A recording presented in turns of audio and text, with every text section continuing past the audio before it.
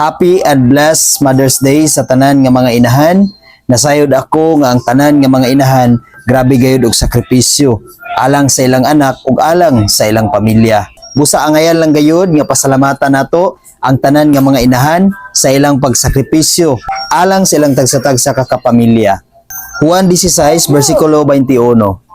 Kung ang usa ka babae hapit na manganak, mag-uol siya kay miabot naman ang takna sa iyang pag-antos. Apan, inigkataw sa bata, malimot siya sa iyang pag-antos.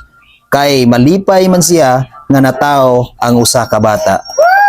Mao na mga igsoon nga magpasalamat kita sa mga inahan nga gigamit sila sa Dios aron paghatag og sakripisyo sa matag usa kanato nga gaantos sila sa kasakit sa dihang kita gipakatao nila, nga nag-anto sila sa mga kasakit sa dihang kita ilang gipakatao, o nag-anto sila sa pagtagad o sa pagpadako nato, nga bisan pa man nag-anto sila kanato apan sa dihang nahimugso na kita ilang nabati ang tinuod nga kalipay tud kay ilang nakita ang ilang mga anak. Busa atong pasalamatan sa kanunay ang tanang mga inahan, mga igsoon, tungod kay sila ang nahimo nga instrumento aron og ikaw ug ako ug kitang tanan ani karon nahimong pinili sa Dios.